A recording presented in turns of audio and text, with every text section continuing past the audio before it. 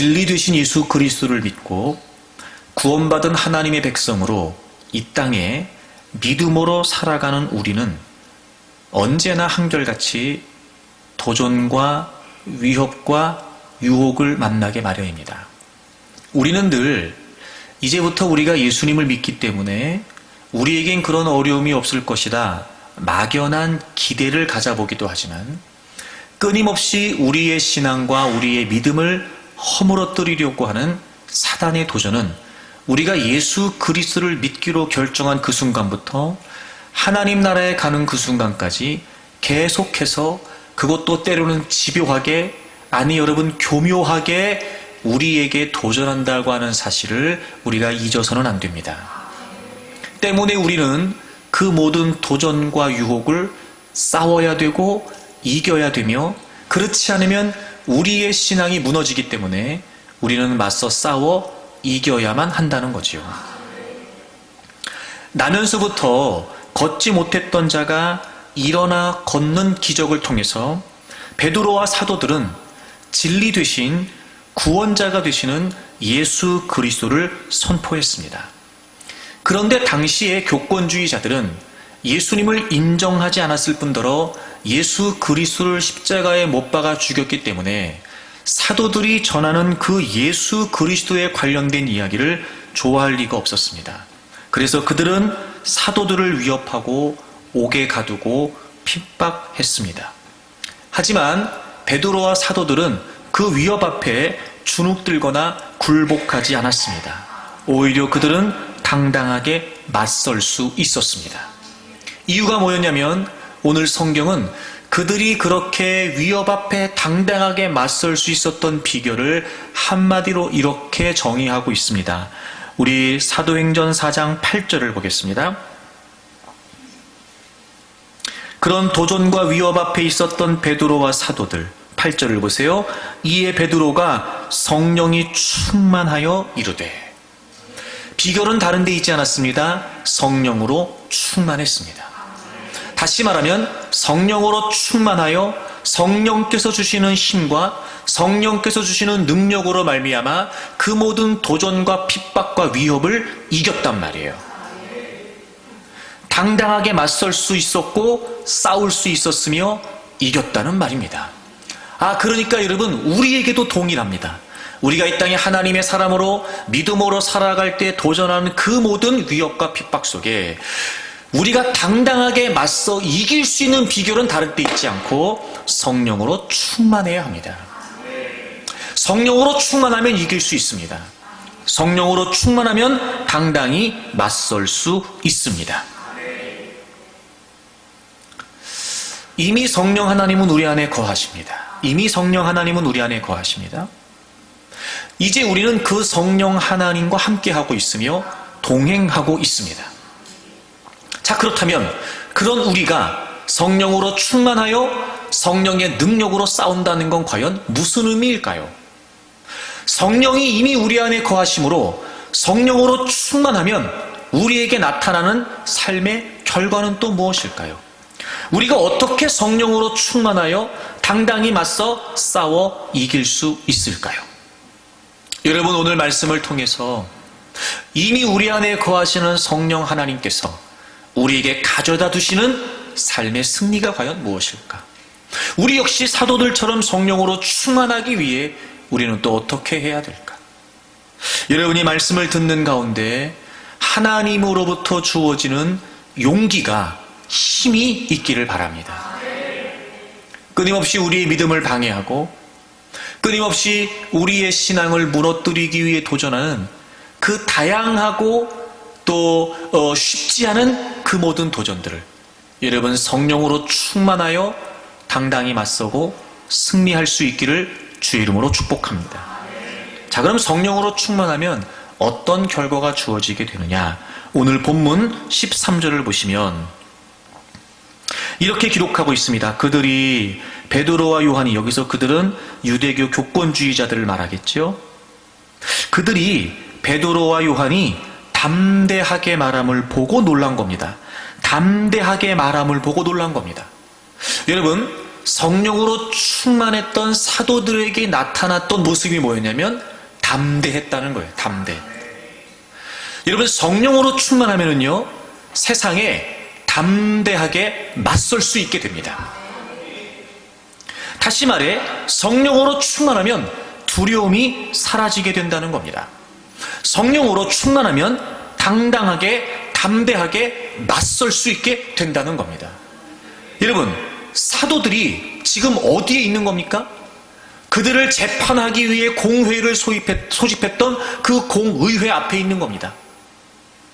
당시에 막강한 권력을 가지고 있었으며 종교적인 위치를 차지하고 있었던 그들 앞에 한낱 사도들이 서서 지금 얘기하고 있는 겁니다.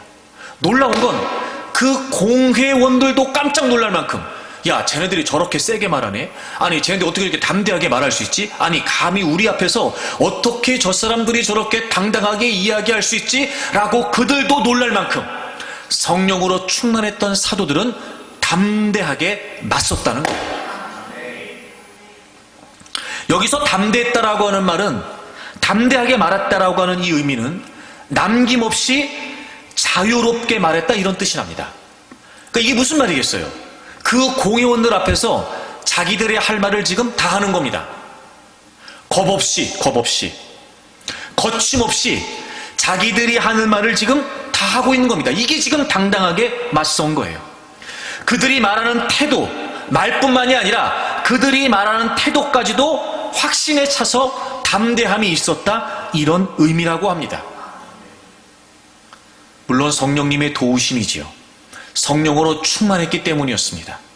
그래서 그들은 지금 그 공회원들 앞에 끌려온, 잡혀온 죄인으로 서 있으면서도 불구하고 그들은 당당하게 하나님의 말씀을 전할 수 있었다는 겁니다.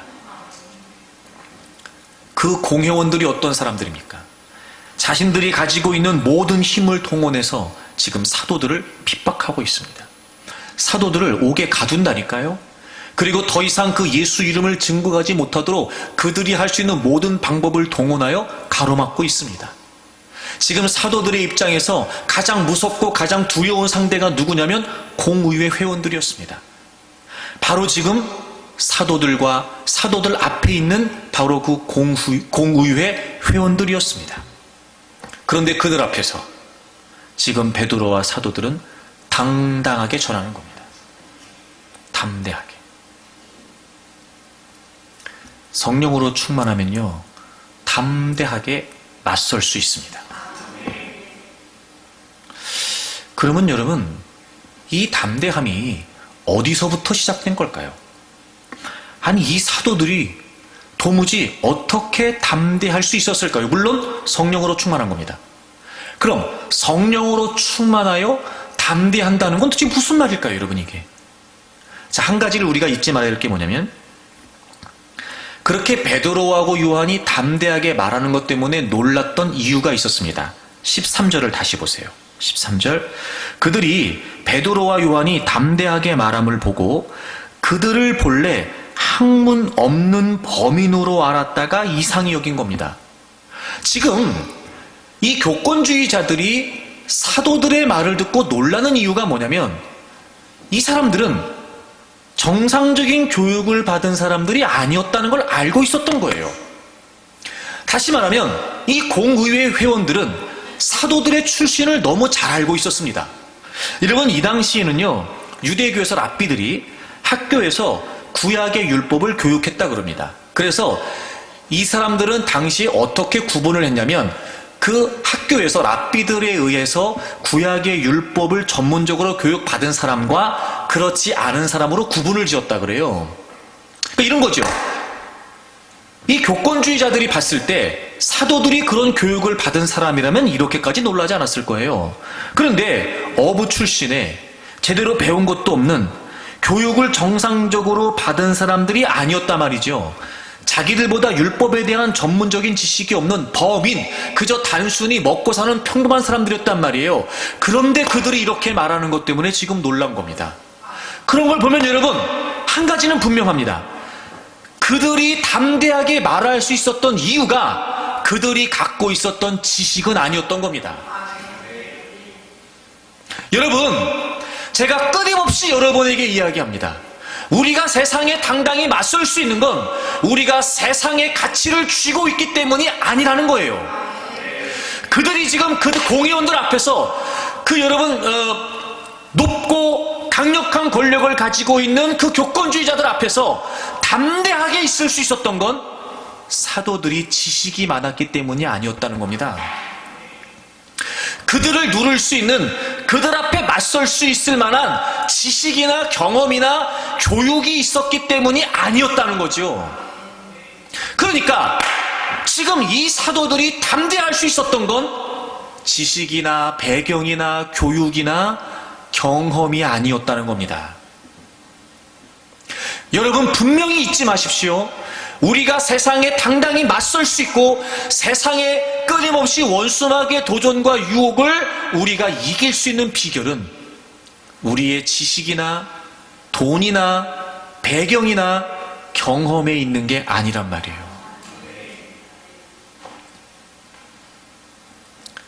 그러니까 여러분, 내가 그 무언가를 지고 세상에서 떵떵거리며 살 수 있다고 생각하는 건 잘못된 생각입니다. 내가 세상에 그 무언가를 가지고 세상에서 자신 있게 살 수 있겠다? 그렇지 않다고요. 끊임없이 우리의 신앙까지라도 허물어뜨리려고 하는 원수마귀의 도전을 내가 살아온 배경으로, 내가 살아온 경험으로 이길 수 있다? 아니라니까요.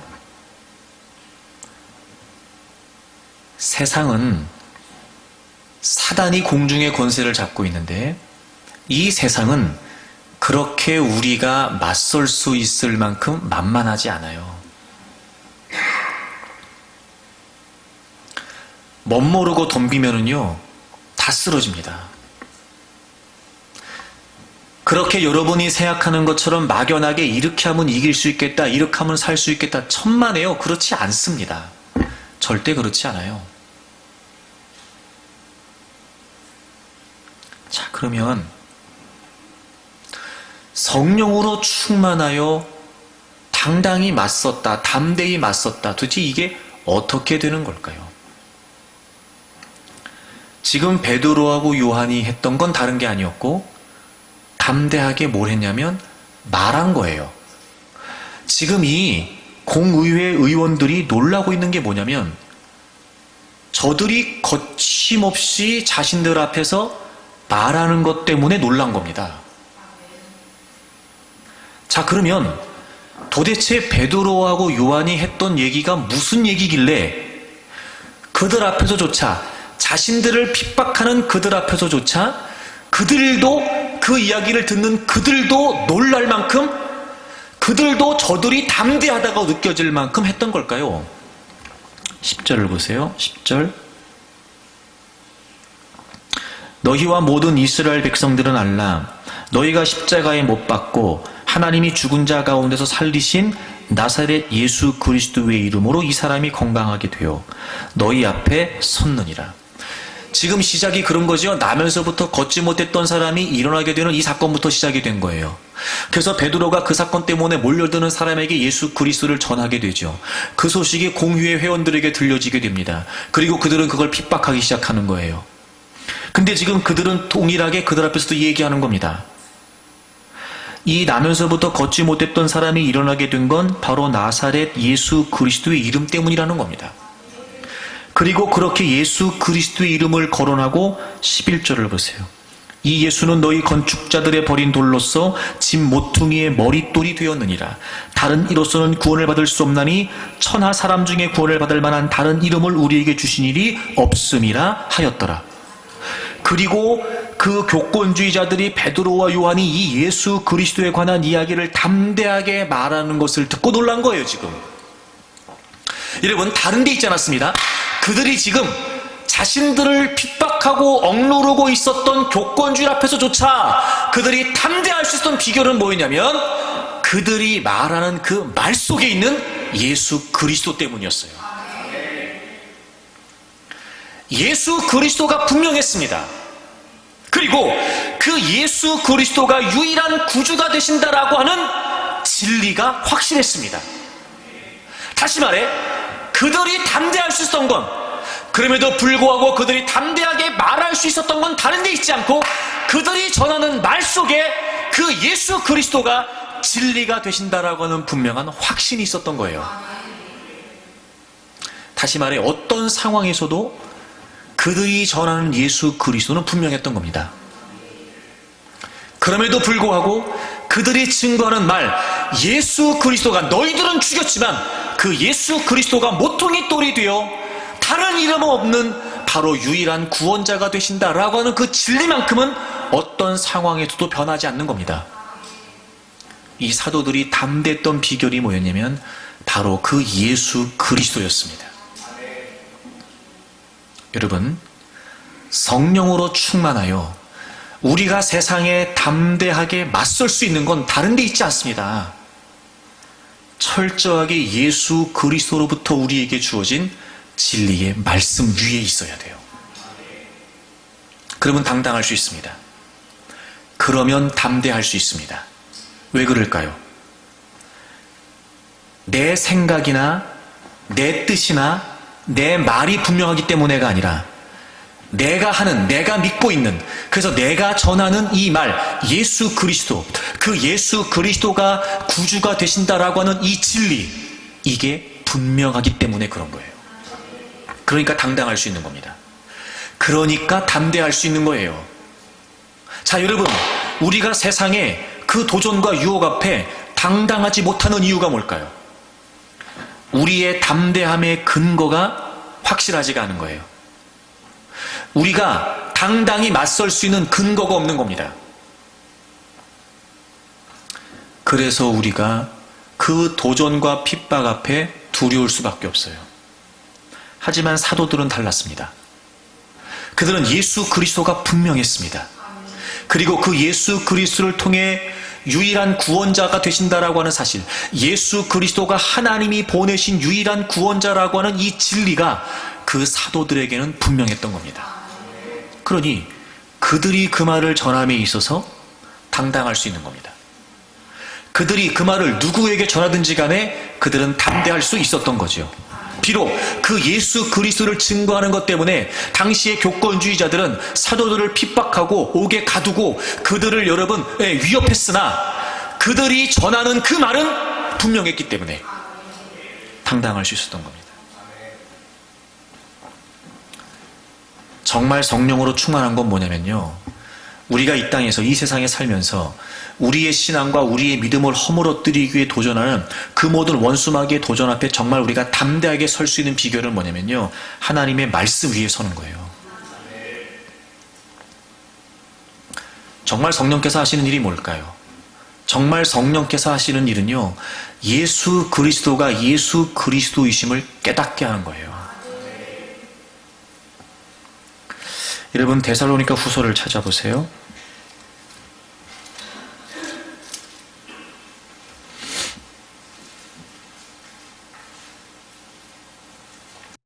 데살로니가 후서 2장을 보시면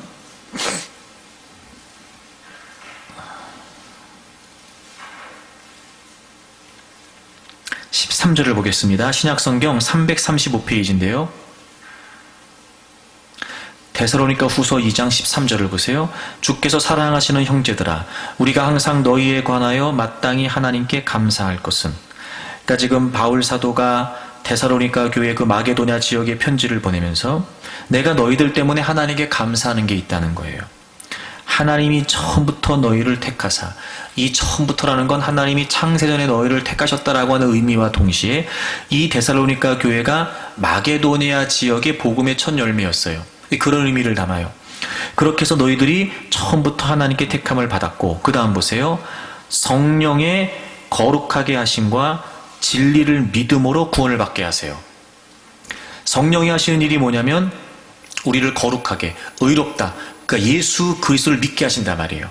성령이 뭘 하시냐면 진리를 믿음으로 구원받게 하신다고요. 예수 그리스도를 깨닫게 하시는 분이 성령님이세요. 그 예수 그리스도를 통해서 진리를 알게 하시는 분이 성령님이시라고요. 그 예수 그리스도를 믿게 하시는 분이 성령님이시라고요. 왜 아멘을 안 해요? 응? 정말 성령께서, 정말 성령의 역사는 뭐냐면요, 예수 그리스도가 깨달아지는 거예요. 그분이 진리이심이 믿어지는 겁니다. 그게 성령의 역사예요. 그래서 고린도전서 12장에 보면 성령이 아니고서는 그 어떤 영도 예수 그리스도를 주라고 시인할 수 없다 그랬어요. 그러니까 정말 성령으로 충만한 거는요, 예수 그리스도가 분명해지는 겁니다. 아니 그러니까 사도들이 성령이 충만하여 담대하게 전했잖아요. 정말 성령이 충만한 사람은요, 예수 그리스도가 분명한 사람이에요. 예수 그리스도가 분명하니까 진리가 확실한 사람입니다. 그러니까 그들은 성령으로 충만하기에, 예수 그리스도가 분명하기에 그 하나님의 말씀 위에 서 있는 겁니다. 하나님의 말씀은 진리거든요. 반드시 그대로 이루어진단 말이에요. 그러니 당당할 수밖에 없어요. 담대할 수밖에 없습니다. 왜요? 근거가 분명하거든요. 이 말씀은 진리라니까요. 이 말씀은 그대로 이루어진다니까요. 그러니까 이 말씀이 근거가 되면 담대할 수 있어요. 정말 성령께서 하시는 일이 뭐냐면 우리로 하여금 진리가 되시는 예수 그리스도를 깨닫게 하고 그 진리가 되시는 예수 그리스도께로 우리를 이끌어 가시는 거예요. 요한복음을 보세요.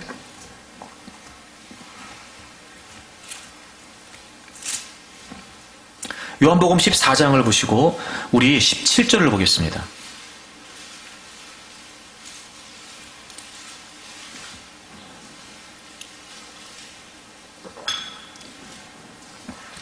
요한복음 14장 17절을 보세요. 그는 진리의 영이라. 여러분, 성령은요 진리의 영이십니다. 그러니까 성령의 속성이 뭐냐면 진리세요. 진리. 자, 그러면 여러분, 우리가 성령을 사모한다는 건 무슨 의미겠어요? 진리를 사모하는 거예요. 예수 그리스도를 믿음으로 성령은 우리 안에 거하십니다. 그렇죠? 그럼 우리가 성령을 사모하고 또 성령의 역사를 기대하고 성령으로 충만하기를 원한다. 이게 무슨 말이겠어요? 진리를 사모하는 거예요. 왜요? 그분은 진리의 영이거든요. 성령으로 충만한 건 무슨 말이에요? 진리로 충만한 겁니다. 성령이 내 안에 거하신다는 건 무슨 말이에요? 진리가 내 안에 거하시는 거예요. 성령은 진리의 영이라고요. 세상은 능히 그를 받지 못하나니 이는 그를 보지도 못하고 알지도 못함이라. 그러나 너희는 그를 아나니 그는 너희와 함께 거하시며 또 너희 속에 계시겠습니다. 여러분, 성령 하나님은요 우리를 돕는 보혜사로서 우리와 함께 하시고 우리 안에 거하십니다. 이미 예수 그리스도를 믿는 여러분 안에 여러분과 함께 거하신다고요. 진리의 영이신 성령님께서. 그분은 그래서 이렇게 하세요. 16장을 가보세요. 16장 13절 보세요. 그러나 진리의 성령이 오시면 그가 너희를 모든 진리 가운데로 인도하시리니. 성령은 진리의 영이라 그랬어요. 그 진리의 성령이 오시면 뭘 하신다고요? 우리를 진리 가운데로 인도하신답니다. 당연하죠. 성령님은 진리의 영이시거든요. 그러니 정말 성령님이 행하시는 일은 뭐냐? 진리로 이끄시는 거예요. 우리를. 우리 안에 거하시는 성령님이 뭘 하신다고요? 우리를 진리로 이끌어 가신다고요. 그런데요, 그는 스스로 말하지 않고 오직 들은 것을 말하며 장래 일을 너희에게 알리시리라. 오직 들은 것을 말한다는 건 들은 만큼 말하신다는 거예요. 이게 무슨 말이냐면 예수님이 하셨던 말씀이 예수님 자신의 말씀이 아니라 하나님의 말씀이었던 것처럼 성령님께서 하시는 말씀은 자신의 말씀을, 새로운 말씀을 하시는 것이 아니라 하나님 아버지로부터 예수님께 주어져 우리에게 계시된 그 하나님의 말씀을 의미하는 거예요. 그게 진리잖아요. 그러니까 성령님이 하시는 말씀은 새로운 말씀을, 그 어떤 걸 계시하신다는 게 아니에요. 이미 예수 그리스도를 통해 주어진 하나님의 말씀, 그 말씀에 근거하여 성령님이 우리를 진리로 이끌어 가신다고요. 그러니까 여러분, 여기서 장래일이라고 하는 건 어떤 무슨 미래를 내다보고 예측하는 걸 의미하는 게 아니라 이 하나님의 말씀은 우리의 삶에 그대로 이루어지는 우리의 미래잖아요. 이해가 되세요? 그러니까 여러분, 장래를 알려주신다는 건 우리 안에 하나님이 어떤 뜻을 이루시기를 원하시는지 하나님의 말씀을 통해 진리의 성령님께서 이끌어 가시고 우리에게 알게 하신다는 거예요. 여러분, 누구 뜻대로 되겠습니까? 하나님의 뜻대로. 그럼 제가 늘 얘기하지요. 우리는 미래를 예측하려고 할 필요가 없어요. 하나님의 뜻을 알려고 하면 돼요. 네, 우리는 미래를 알려고 할 필요가 없어요. 미래를 궁금해할 필요가 없어요. 우리는 우리 안에 하나님이 어떤 뜻을 정하시고 하나님이 어떻게 이루어 가실까, 하나님의 뜻을 우리가 알면 되는 거예요. 그러니 성령 하나님은 진리의 영이시니까 우리를 진리로 이끌어 가신다고요. 어떻게 해요? 그분이 하시는 말씀은 새로운 계시가 아니에요. 여러분, 성령을 오해하지 않기를 바랍니다. 그분이 하시는 말씀은 하나님 아버지의 말씀만큼만 하시는 거예요. 그리고 우리를 이끌어 가시는 거예요. 그래서 성령님이 하시는 일이 뭐냐면, 다시 14장으로 돌아오세요. 26절. 14장 26절. 14장 26절을 다 같이 읽겠습니다. 시작. 보혜사 곧 아버지께서 내 이름으로 보내실 성령, 그가 너희에게 모든 것을 가르치고 내가 너희에게 말한 모든 것을 생각나게 하리라. 아멘. 그러니까 진리의 영이신 성령님이 우리 안에 거하시고 우리와 함께 하세요. 그리고 그분은 하나님의 말씀을 통해 우리의 미래를 이끌어 가신단 말이에요. 그러니 그 성령님이 정말 하시는 일이 뭐냐면, 그 하나님의 말씀이 깨달아지게 하시는 거예요. 그러니까 성령으로 충만하면은요, 하나님의 말씀에 근거하여 그 어떤 도전과 위협 앞에서도 당당할 수 있어요. 그 위협이, 그 도전이 우리를 가로막을 수 없다는 걸 아니까요. 마침내 하나님의 말씀대로 이루어진다는 사실을 아니까요. 사도들이 성령으로 충만하여 당당하게 말할 수 있었던 건 예수 그리스도가 분명하고 그분이 유일한 구원자가 되신다는 사실이 확실했기 때문에, 그런 상황에도 불구하고 그들은 담대히 전할 수 있었던 거지요. 근거가 확실하니까.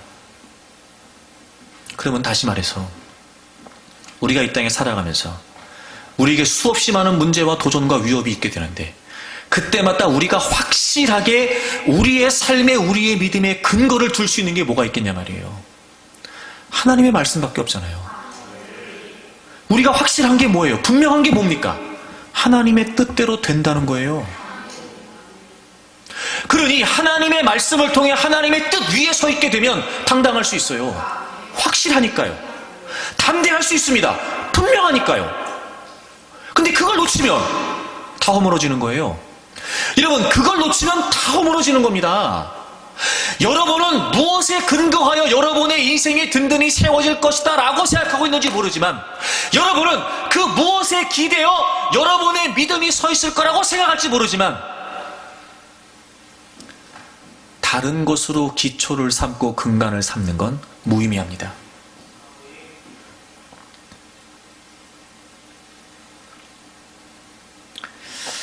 그러면 여러분, 왜 성령님을 통하여 우리가 진리인 예수 그리스도를 분명히 해야 될까요?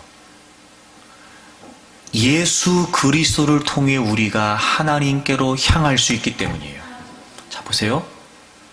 우리의 믿음의 대상은 하나님이신데, 우리는 우리의 지각이나 우리의 지혜나 지식으로 하나님을 깨닫는 게 아니에요.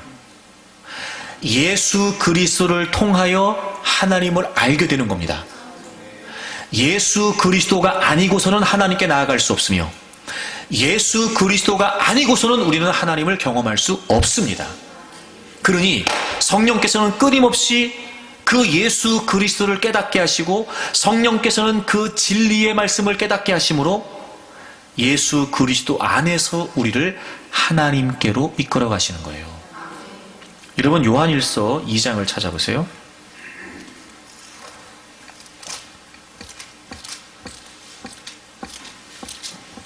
요한일서 2장을 보시고 우리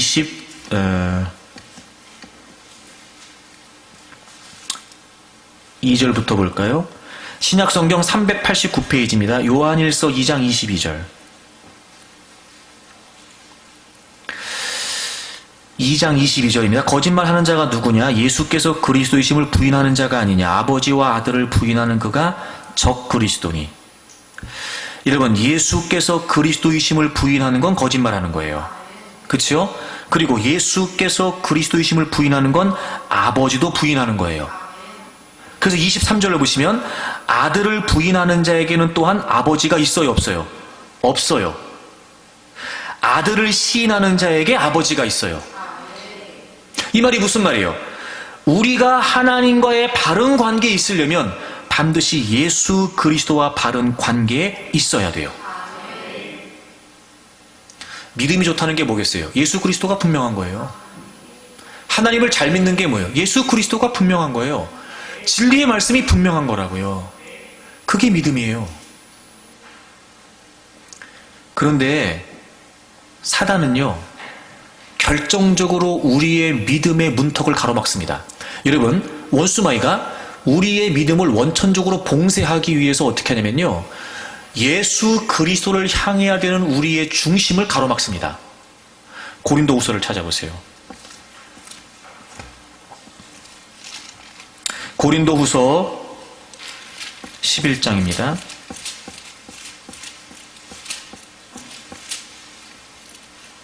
삼 절.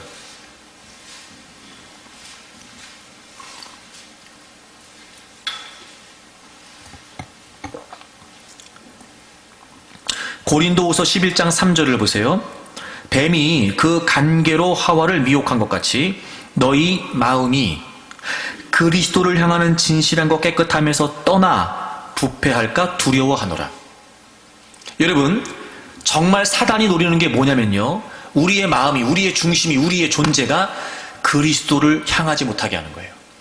그리스도를 떠나게 하는 거예요. 그렇게 진실함과 깨끗함으로 그리스도를 향하는 우리의 마음을 가로막는 거예요. 사단이 하나님과 최초의 인간 아담과 하와 사이에 끼어들어 그들은 끊임없이 하나님만 바라보고 하나님이 말씀하신 명령을 따라 에덴 동산에 거했는데 어느 날 그 사이에 사단이 끼어들어 하나님을 향했던 그들의 중심을 가로막았던 것처럼 지금 원수마귀가 우리에게 도전하는 게 뭐냐면요, 다른 데 있지 않습니다. 그리스도를 향해야 되는 우리의 마음을 가로막는 거예요. 예수 그리스도가 분명해야 우리의 믿음이 분명해집니다. 예수 그리스도가 분명해야 하나님이 분명해지는 거예요. 예수 그리스도라고 하는 하나님과 우리 사이의 완벽한 통로를 원수마귀가 정확히 꿰뚫고 있어요. 그것만 막으면 되는 거잖아요. 여러분 살피세요. 지금 여러분의 마음이 어디 있는지 살피시라니까요. 그저 내가 교회 왔다 갔다 하고 하나님 얘기하고 오랫동안 신앙생활 해오고 그 배경과 그 상황 가운데 있으니까 막연하게 내가 믿음 생활을 잘하고 있을 거라고 생각하면 안 돼요. 막연하게 지금 내 믿음이 좋을 거라고 생각하면 안 됩니다. 지금 그리스도를 향하는 내 마음이 분명하냐 말이에요. 그리스도를 향하는 내 마음이. 이게 분명하지 않으면요, 우린 세상에 담대할 수 없어요. 절대로. 그런데 제가 끊임없이 여러분에게 말씀에 관해 이야기하면서 하나님의 말씀 안에서 말씀을 통해 하나님을 경험하고 말씀을 통해 하나님을 만나고 삶에서 체험한다고 제가 얘기했잖아요. 본문으로 돌아와 보세요. 자,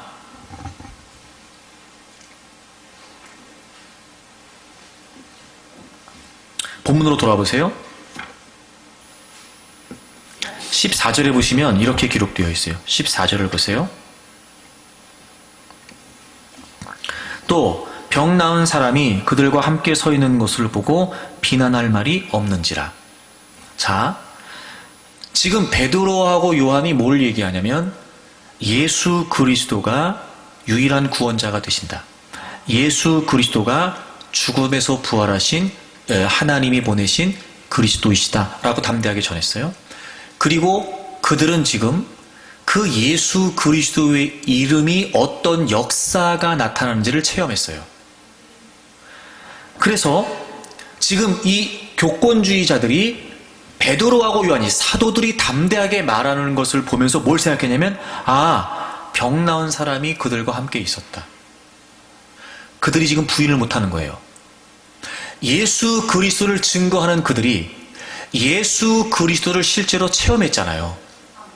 예수 그리스도가 구주이시고 예수 그리스도가 능력의 이름이라고 하는 사실을 굳게 믿고 있었던 그들이 실제로 사도들은 삶에서 나면서부터 걷지 못했던 사람이 일어난 기적을 체험했단 말이에요. 그걸 이 교권주의자들도 알고 있었어요. 저들이 저렇게 담대하게 말할 수 있었던 건 저들이 주장하는 저 예수 그리스도의 이름으로 저들이 그 예수 그리스도를 경험한 거예요. 그걸 이들도 알고 있어요.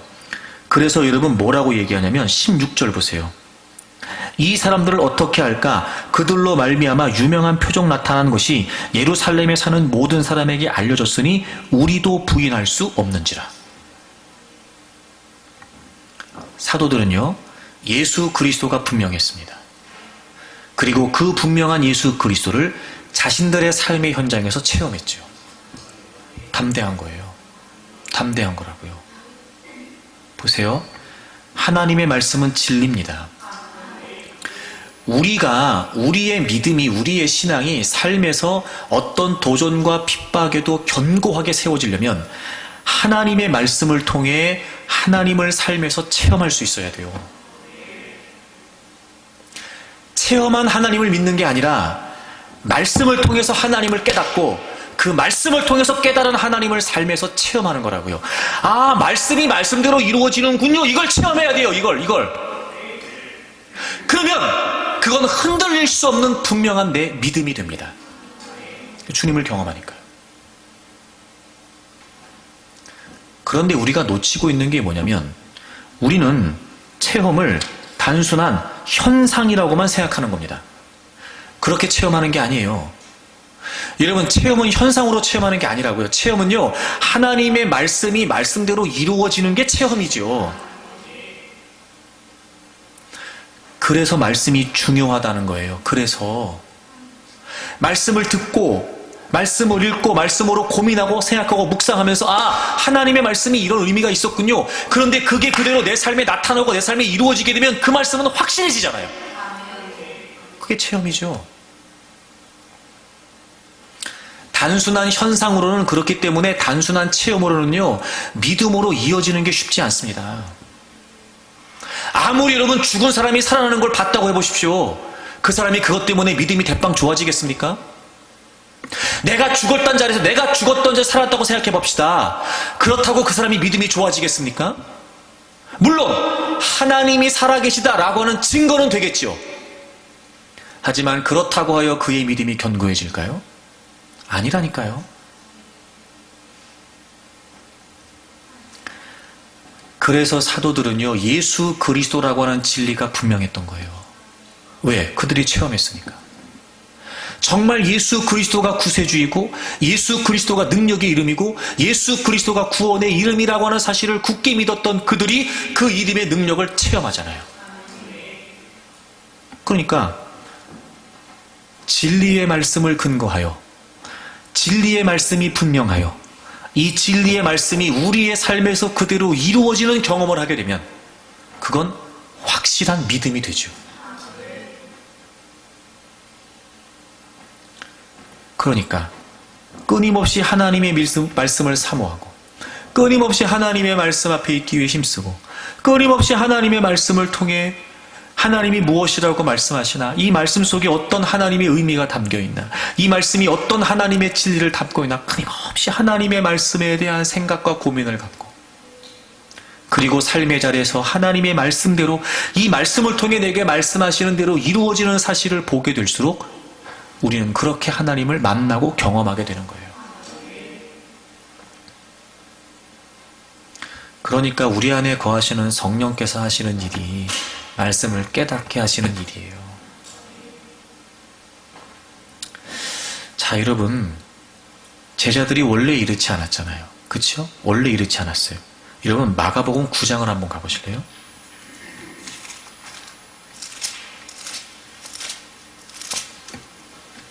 마가복음 9장을 보세요.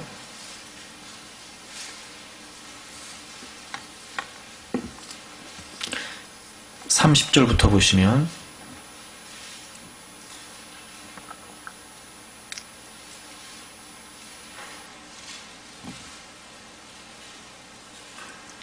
그곳을 떠나 갈릴리 가운데로 지날새 예수께서 아무에게도 알리고자 아니하시니 31절 보세요. 이는 제자들을 가르치시며 또 인자가 사람들의 손에 넘겨져 죽임을 당하고 죽은 지 3일 만에 살아나리라는 것을 말씀하셨기 때문이더라. 32절을 주목해 보세요. 그러나 제자들은 이 말씀을 깨닫지 못하고 묻기도 두려워하더라. 자, 예수님께서 제자들에게 지금 뭐라고 말씀하셨냐면 내가 사람들의 손에 넘겨져 죽임을 당할 거다. 그리고 내가 3일 만에 다시 살아날 거야. 이렇게 말씀하셨어요. 그런데 제자들은 결정적으로 그 말씀이 뭔지를 깨닫지를 못했어요. 그리고 제자들은 두려워했다고요. 그럼 제자들이 지금 두려워한 이유가 뭐예요? 말씀을 깨닫지 못한 거죠. 그게 무슨 말일까요? 예수님께서 죽으시고 부활하실 것이다 라고 하는 사실을 깨닫지 못했기 때문에 그들은 지금 예수님이 죽을 것이다 라고 하는 사실에만 매몰되어 있는 거예요. 거기에만 빠져 있는 거예요. 그리고 그들은 두려워하는 거죠. 여러분, 우리가 세상에서 두려움으로부터 자유함을 얻고 담대해지려면 그 담대함이라는 건, 그 믿음의 담대함이라는 건 반드시 하나님의 말씀과 연관이 있습니다. 만약에 제자들이 예수님께서 지금 하시는 말씀이 뭔지를 깨달았다면 아무리 예수님이 죽으심에 관해 이야기해도 두려워할 이유가 없어요. 왜? 다시 살아나실 거니까요. 근데 제자들은 그걸 깨닫지를 못했어요. 그리고 두려워했어요. 이 말씀이 무슨 말씀이신지도 다시 되물을 수 없을 만큼 예수님이 죽으실 것이다 라고 하는 그 사실 때문에 제자들은 벌벌 떨고 있는 겁니다. 말씀을 분명히 깨달았다면 두려워하지 않았겠죠. 그래서 제자들이 예수님이 십자가에서 죽으실 때 다 도망간 거예요. 근데 지금 제자들이 왜 바뀌었어요? 그 예수 그리스도가 분명해졌잖아요. 부활을 목격했으며 성령을 경험했어요. 그리고 말 그대로 성령으로 충만했어요. 예수 그리스도가 분명했다고요. 그리고 비로소 그들은 주님이 하시는 말씀을 깨닫게 됐죠. 이제는 두려울 게 없는 거예요. 여러분, 믿음으로 담대한다는 거, 세상에 당당히 맞선다는 건요, 객기 부리는 거 아니에요. 믿음으로 맞선다는 건요, 고집 부리는 거 아니에요. 반드시 담대함은, 성경이 말하는 믿음의 담대함은 하나님의 말씀과 연관이 있습니다. 여러분, 여호수아를 가보세요. 한번 여호수아.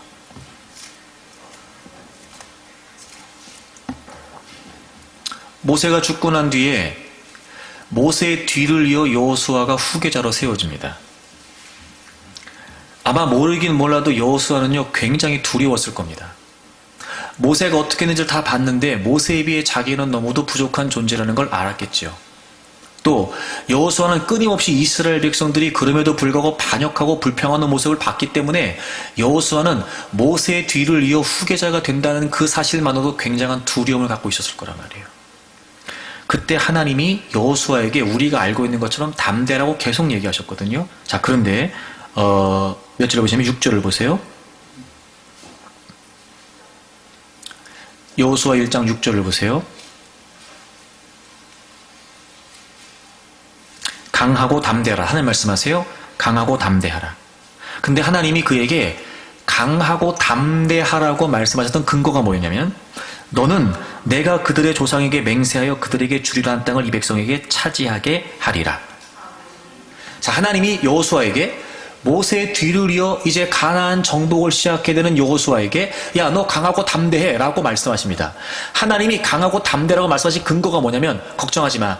내가 너희에게 차지하리라고 약속한 그 땅 내가 반드시 차지하게 할 거다. 그러면 지금 여호수아가 이런 상황에서 강하고 담대할 수 있는 근거가 뭐예요? 하나님 말씀이에요. 차지하게 하시겠다고 했으니까. 그럼 여호수아의 담대함은 뭐에 근거하고 있는 거예요? 하나님의 약속. 그 다음 보세요. 7절.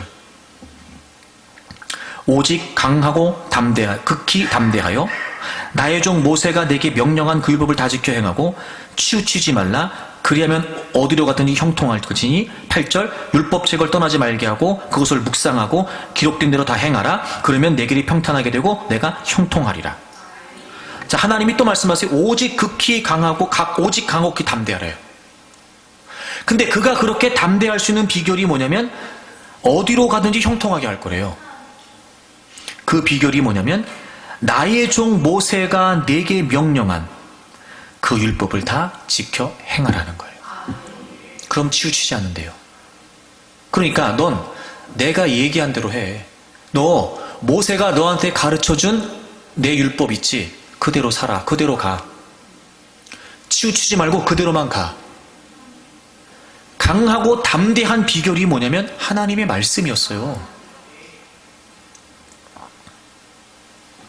9절 내가 내게 명령한 것이 아니냐? 강하고 담대. 이제 하나님 마지막 세 번째 강하고 담대라고 명령을 하시는 거예요. 너 강하고 담대해. 무조건 강하고 담대해. 명령하셨어요. 이유가 뭐냐면 그 다음 보세요. 두려워하지 말며 놀라지 말라. 네가 어디로 가든지 네 하나님 여호와가 너와 함께 하느니라. 그럼 두려워하지 말고 놀라지 말고 강하고 담대라고 하나님 말씀하신 이유가 뭐였냐면 너가 어디로 가든지 내가 함께 할 거야. 하나님이 약속하셨잖아요. 여러분 담대함은요 하나님의 말씀과 연관이 있다니까요. 우리가 약해지는 이유가 뭐냐면 우리의 신앙과 우리의 삶의 근거가 하나님의 말씀에서 지금 이탈하고 있는 거예요. 다시 말해 우리의 믿음의 근거가 우리의 신앙의 우리의 삶의 근거가 흔들림 없는 진리의 말씀이 아니라 지금 다른 데 있는 거란 말이에요. 그러니까 흔들리는 거예요. 두렵죠. 불안하죠. 흔들리니까. 성령으로 충만하여 담대하다는 건 성령으로 충만하여 무슨 희한한 뭔가를 한다는 게 아니에요. 진리의 영이신 성령 하나님의 이끌리심 안에 우리가 끊임없이 진리의 말씀 위에 서는 거예요. 흔들리지 않는다고요. 그러니까 강하고 담대한 거예요. 왜? 그 말씀대로 이루어질 테니까요. 하나님의 약속대로 반드시 성취가 될 테니까요. 그 사람 두려워하지 않아요. 지금 장애물이 있어도, 지금 도전이 있어도, 지금 핍박이 있어도 그 모든 상황을 뛰어넘어 마침내 하나님의 말씀대로 이루어질 테니까. 하나님의 말씀으로부터 여러분의 믿음이 시작돼야 되고 하나님의 말씀으로부터 여러분의 믿음이 세워지지 않으면 우리는 그 어떤 상황에서도 담대할 수 없어요. 하나님의 말씀이 우리의 마음밭에 뿌려졌는데 여전히 우리의 마음밭에 돌을 골라내지 못한 채 돌짝밭에 말씀이 떨어진 것처럼 무슨 말인지도 알겠고 이해도 되고 나름 은혜도 받아요. 근데 그게 끝이에요. 가시덤불에 뿌려진 씨앗처럼 온갖 세상의 염려와 근심에 사로잡혀 그 가치가 전환되지 않은 채 그냥 말씀만 듣는 거야. 말씀만. 네? 그러니 워낙 그 가시덤불이 나를 둘러싸고 있으니 그게 그만이 그게 끝이에요. 열매가 안 맺어져요. 삶의 변화가 안 나타나요. 우리가 다시 말씀으로 돌아와야 됩니다. 그래야 세상 앞에 당당할 수 있고 담대할 수 있습니다. 혹이나 지금 여러분이 이런저런 이유 때문에 그리스도를 향하는 여러분의 마음이 떠나 있고 가리워져 있고 닫혀 있다면 여러분 그것부터 해결해야 돼요. 여러분 우리가요 성령 하나님이 우리 가운데 역사하시는 이 분명한 음성 앞에 더 하나님의 말씀 안에서 더 하나님의 말씀으로부터 막 이렇게 되면 하나님의 말씀으로 몸부림치지 않으면 방법이 없어요. 때론 여러분 오히려 이런저런 이유 때문이라도 하나님이 우리의 손발을 다 묶으시고 우리를 멈추게 하시는 게 은혜겠다 싶은 생각도 들어요. 때론 여러분 뭐가 된다, 바쁘다, 이것도 해야 된다, 저것도 해야 된다 이런 것 때문에 우리가 정말 그리스도를 향하는 마음을 놓치고 있다면 그게 오히려 저주가 아닐까? 응?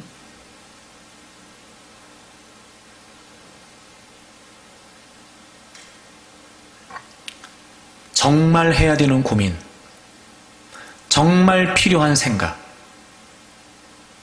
우리가 하나님의 말씀 앞에서 했으면 좋겠어요.